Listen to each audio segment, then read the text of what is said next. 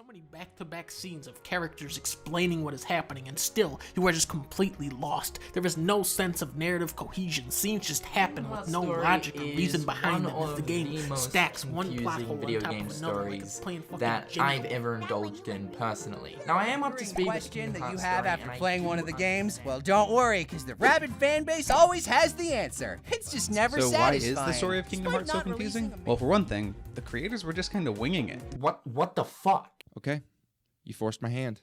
So it would seem that regarding Kingdom Hearts, our society's collective consciousness has decided that it is a known fact that this series is confusing, complex, poorly written, and just plain weird. But you know what? This couldn't be further from the truth. While I will admit that this series is fairly complex, with its moments of bad writing sprinkled throughout, it is still a pretty straightforward story that is not difficult to follow if you engage with it properly. It's just a lot to follow.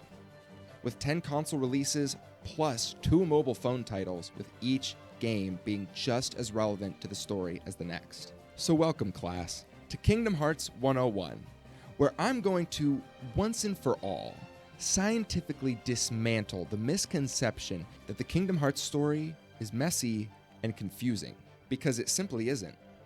And it's actually far more consistent than most people realize. And I will only be spoiling very minor concepts from the series here, so if you're a newcomer, you can still watch. Now let me make one thing abundantly clear. Your personal experience where you found yourself confused and cringing at the Kingdom Hearts games does not mean anything about the objective quality of the games. If you personally find them weird and confusing, that is your opinion, and you are entitled to it. Just as my personal experience of finding them charming and not confusing does not equal objective truth. It's just based on my personal feelings. That is, until we get into the measurable qualities that back up these claims when presented as fact. 219 hours. That's how long it takes on average to finish the main story of all the games in the series. 560 hours. That's how long it would take to 100% complete all of the games. Mind you, these figures do not factor in the time required to complete the mobile phone games.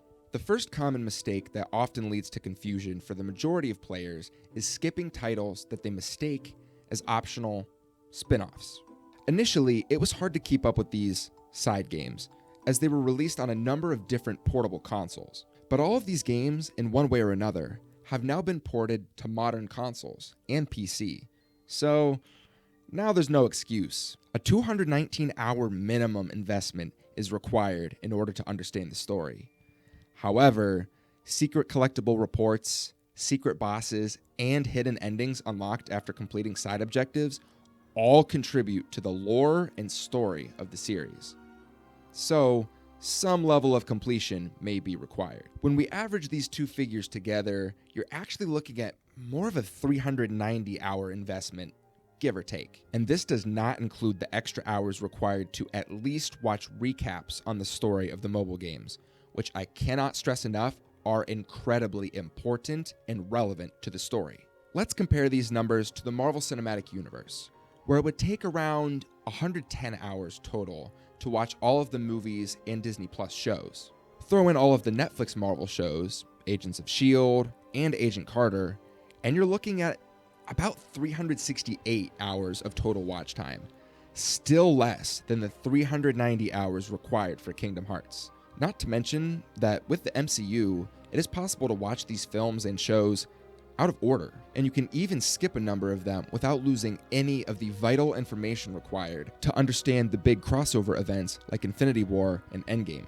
But Kingdom Hearts asks that you engage with each and every game in the correct order of release in order to understand and maximize the story setups and payoffs that eventually culminate in Kingdom Hearts 3, which is essentially the Avengers Endgame of the series. Now, you may hate the idea of being required to sink that much time into a single series. And to that I say, maybe this one isn't for you then. And that's okay. Not every series has to be for everyone. Or you may be tempted to just watch recaps for the series and jump right into Kingdom Hearts 3. And if you're just in it for the gameplay and Disney stuff, Sure, go ahead. But you're going to find yourself feeling lost at some points. It's just gonna happen. And don't go blaming the games when that happens, okay? Because I tried to warn you. As the game stacks one plot hole on top of another like it's playing fucking Jenga with them. Kingdom Hearts is simply the most interconnected game series of all time, and it's one that rewards its fans, should you choose to dive into it as well. For reference, here's some other long-running series and their watch times next to KH, in case you're curious. You could binge the entire series of The Simpsons in the time that it would take to play through all of the KH games.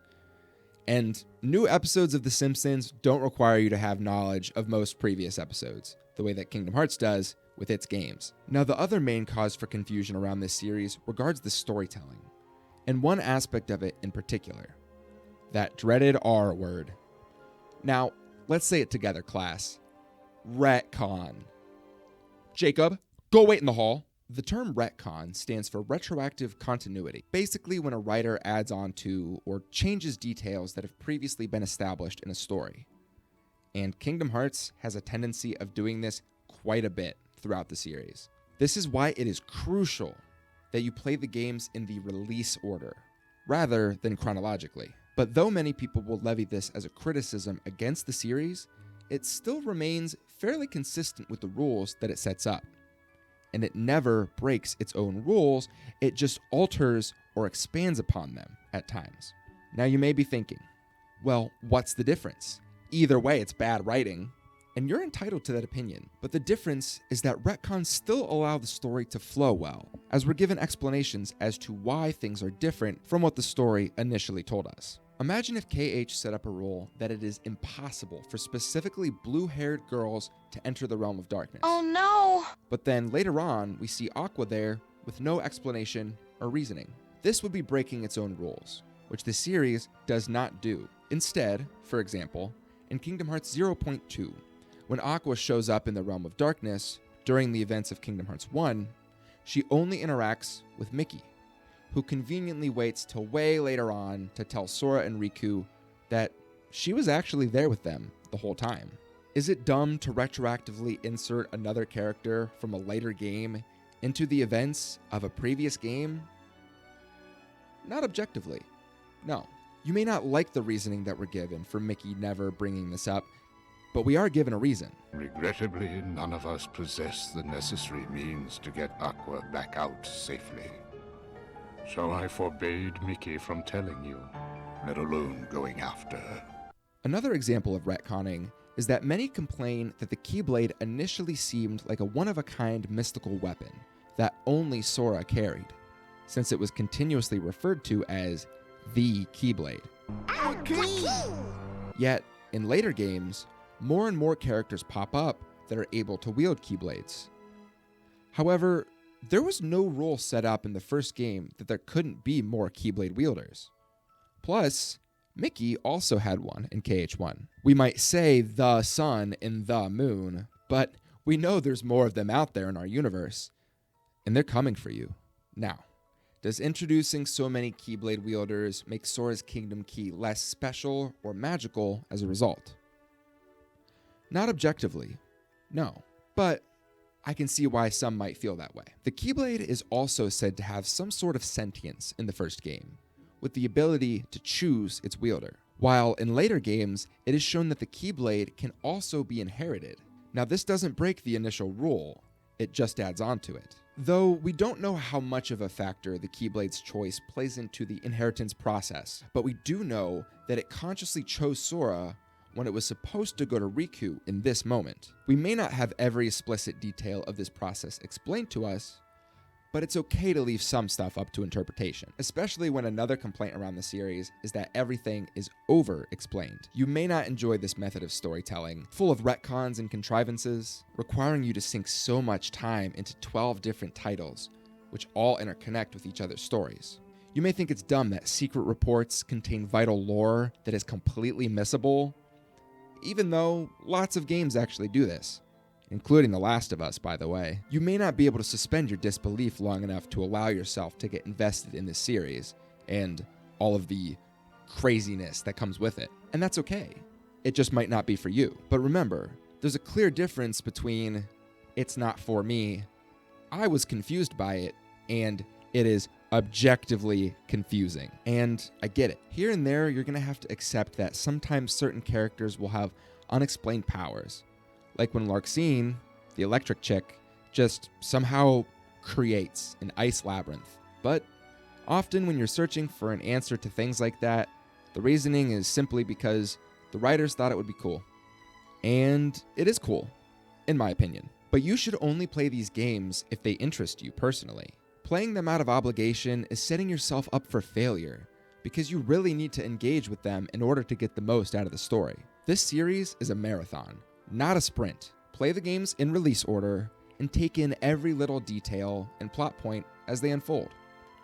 And take the time to complete at least some of the endgame extras. I promise, by the end, it'll probably all make sense to you, and the payoffs will be way more satisfying. And if by then, it still doesn't make any sense to you, you can come ask me anything. Your professor, Heff, at Kingdom Hearts 101. And we're out.